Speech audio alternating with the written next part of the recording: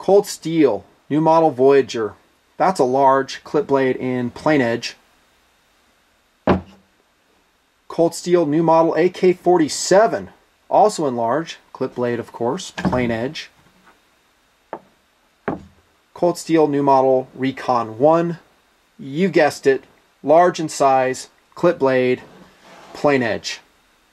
Now from these three knives on the table, you can make some pretty easy observations as to my own preferences.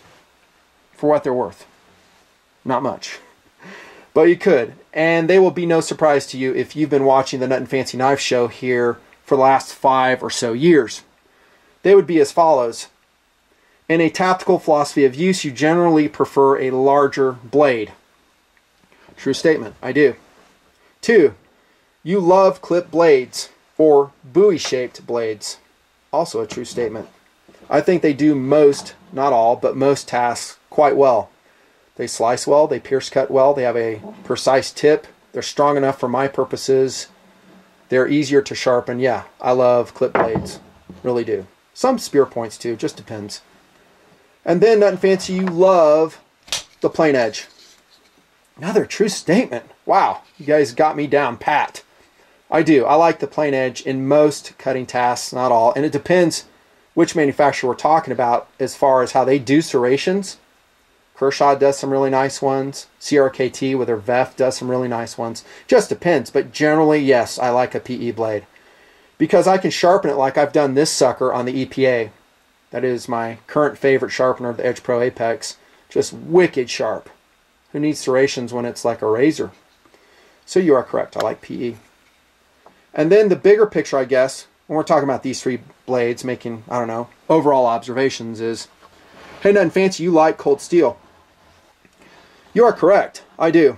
I love Cold Steel, actually, and I've always loved Cold Steel products. Long before I started the Nutnfancy project, if you were to have checked my pockets back in the early days when I was carrying a tactical blade, sometimes even an EDC blade, you would have seen a Cold Steel. They're affordable. They offer incredible variety. You get a lot of knife for your money. Absolutely. I am a Cold Steel fan. Now in this video, we're going to add to these 3 reviewed knives, by the way. Each one has its own tabletop review out there. Some have been out for years now. Look them up if you're interested. And these are all Hall of Famers, by the way. HOF blades in the Nutnfancy project. They get so many things right that they come from me to you without reservation in my recommendation. So we're going to say goodbye to the large Voyager. See you, buddy. Love this knife. Oh, just love it. Say goodbye to the AK-47. Oh, great blade. All of them are. And we're going to concentrate on the Recon 1 series by Cold Steel. Specifically, we're going to add to the heritage of this knife. Not we are, but Cold Steel did. And that's what we're going to talk about. 2 new additions to the Recon 1 bloodline. Say hello to the Recon 1 Mini. I've carried this one for about 2 months now in preparation for this review. You're right. It is a clip-bladed version. How did you know that? Man, you pay attention. Excellent.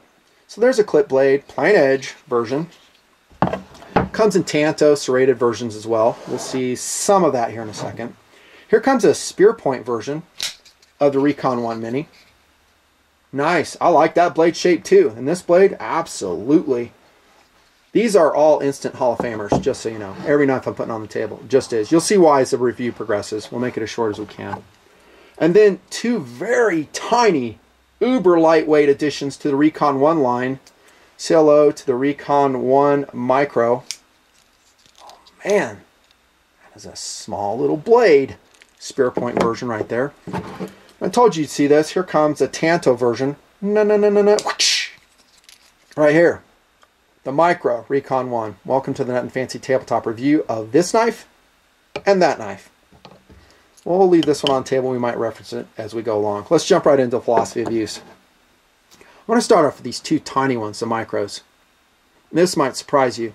I think these are outstanding, compact survival kit knives. Have I said that philosophy of use before? I don't know if I have. They are so lightweight, so compact, and so huge in their cutting capabilities. They really are. This is a kind of knife, if I had to have a very compact blade in my survival kit, I would like this one. It won't weigh me down. It doesn't take up any space for general small cutting tasks. Both these micros are up to the task. Survival philosophy of use. Let me say survival kit philosophy of use. Maybe this one too. We're getting into a little bit heavier knife, a bigger knife, and there's a lot more options when we get here.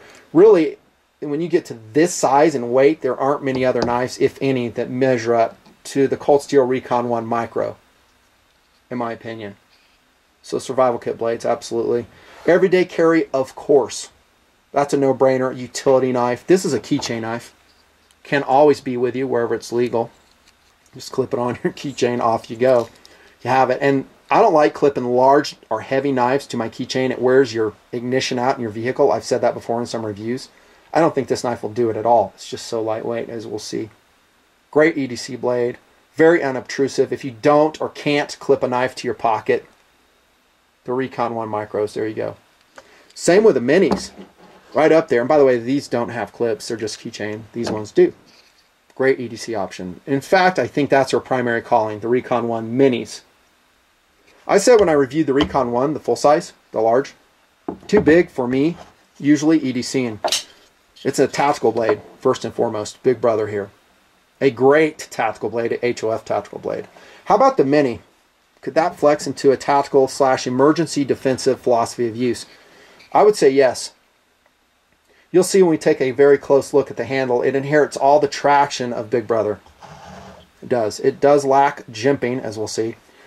Not perfect, but it's pretty grippy. And that's a prerequisite for me right now in a tactical POU. Last but not least, how about collectible? I always talk to you guys in my reviews saying you can do a high value collection. It might be Cold Steel, Kershaw, offshore produced, Spyderco, offshore produced, whatever other company. Knives that you can afford, you can build up a fondling collection. These knives would be a great addition to that. There you go. POU discussion, hope you liked it. Size and weight. When I reviewed the original Recon 1 years ago, I slammed it somewhat for the integration of steel liners, if memory serves, and I didn't like it. And I was happy to see when the redesign of this Recon 1 came out without steel liners. Pure G10 in there. And I was just elated because this is such a strong material, as we have seen already, because this knife, the newer versions of the Recon 1s have been out for a while. By the way, that's wearing my epoxy modification in here, in case you're wondering. Very strong knives. You don't need steel integration. All it does for me is add weight, unnecessary weight. It does not necessarily increase torsional rigidity around this portion. That's just me. So I'm happy to report that the Mini also inherits that. That is no steel liners. And of course the Micro as well. You're just looking at a pure G10 handle other than the locking mechanism. And to me that's huge thumbs up because this knife, the Mini, only weighs 3.6 ounces for a 3-inch blade of 3.5 millimeter stock Ausa 8A steel.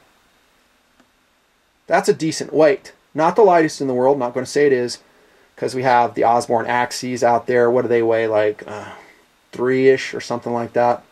Still pretty light. In carrying this knife, I forget I have it. That's how light it is. So, huge thumbs up. 3.6 ounces. And these ones are like nothing. They're actually going to give the SOG Flash 1 a run for its money. The Spyderco Ladybug, the Spyderco Dragonfly a run for their money. Because it's only 1 ounces. 2-inch blade, so that's going to make it legal in a lot of places. 2.5 millimeter thickness Ausa 8A steel. Great job. Just phenomenal weight on these, so perfection. The Ausa 8A is a good steel. It's not top quality. There's other steels that are better. But for most of us, it will be sufficient. You'll find day to day, it will dull on you. Sometimes, quickly, depending on what you're doing. But you'll also find, just like we see over here, that it's going to resharpen quickly and easily and take a really nice mirror polish, a razor edge, just like you're looking on this large Voyager, also an Ausa 8A. Adequate rust resistance, no chipping, pretty tough. Won't crack on you in normal use. I'm sure someone somewhere will abuse it to the point that it will. I like it. Is it the best steel? No, but consider the price point as well. All of these knives are hollow ground, by the way. Hey, I thought you liked FFG. I do. I love full flat grinding, but it doesn't mean I dislike hollow grind. I don't. It's decent. The coating on the blades is what, again, Cold Steel calls Tough X. I think it's just like a Teflon. In the use that I told you I put this knife through, you can see it wears off. Just makes it cooler in my book. It's no big deal, as it just shows normal wear and tear. I've shown you some really thrashed Cold Steel blades that the Nutnfancy project has, and I like it when they're beat up, Boba Fett looking. Great belly once again. The clip blades are my favorite. You can go with the Tanto ones if you want. Also available in the minis. That takes us to speed. How fast are these knives? Well, I'll tell you what, for lockback knives, they're superbly fast. I'll give an A on the speed for the Recon 1 Mini and Micro. No issues whatsoever. The lock is extremely tough because Andrew Demko figured out how to put the triad lock in that one. The little tiny Micro. That is actually a triad lock in there. I've talked about it a lot on camera. You know, all the cutting stresses, the chopping stresses are not transmitted directly to the lock bar. The stop pin sucks it up right here in the triad lock. And this will automatically adjust through wear and tear. The triad lock is one of the strongest, most versatile locking mechanisms, at least lockback variety, made in the world today. And I'm glad to say that these Recon 1s, the minis and the micros, have it. I love the triad lock. Andrew, great job, dude. Big old stop pins in there. You're going to see great durability in all of these knives. And that brings us to the micro, because we need to make a really specific point about the cutting capability of this 1 ounce knife. Think about it. Ausa 8/8 steel, so it's a mid-grade steel, mostly stainless, triad lock in this sucker. Name any other 1 ounce knives that have that strength. I can't think of many. Now, not that you're going to be like hacking a tree down with this thing. You're not. You might not even put it through some hard tasks, but it's kind of nice knowing that if you needed, I don't know, to cut like multiple stacks of some type of media, maybe it's a carpet, you know, maybe it's cardboard, that you could do it with your 1 ounce keychain knife. How awesome is that? Handle construction. G10, that really aggressive G10 that Cold Steel puts on these knives. These are Taiwanese produced blades, by the way, I think. Yep, they are. We see that a lot. But the fit, finish, the quality levels on this overseas produced knife, amazing. Great traction. Maybe a little too much traction under the pocket clip. You can do what I did on the Recon, actually the AK-47 right here. You can do the epoxy modification. I do that for looks. I just love it. It's a lot of work though. I did a video on it about 4 years ago. Or you could just sand it under here a little bit. Do it carefully. Find a demarcation line, how far you want to go. Just take some 400 grit sandpaper. That's exactly what I did with this Mini, the clip bladed version. And you'll find it will abrade your pocket clip less, your pocket fabric less. Fit in there just fine. Great job on the handle. Comfortable in hand. We do lack jimping. Bummer. Yeah, you would see a 10 out of 10 on my likability scale if it had jimping and probably a loop over pocket clip. Because it doesn't have those two things, it cannot max out. Speaking of speed, the thumbnails, the thumb studs are excellent. Cylindrical, no volcano issues, easy to grasp. Reversible too. They have a screw on them, and they're also extractable. You can take them off. Why is that huge? Well, for your Edge Pro Apex, of course, or any other consistent angle knife sharpener that needs that flat surface for you to get a consistent angle as you resharpen. Removable thumb stud, huge, good job, Cold Steel. Great job on the handle construction. It is warm to the touch, this material, except this is not real G10 in the micros. It's what they call FA, or fake G10. I can tell the difference. It's not as grippy. It's a Zytel, just a textured Zytel. A little bit of a attempt there to put some jimping on the micros, but does it really matter for a knife this small? I don't know if it does or not. I love the handles though. You have kind of a finger choil here.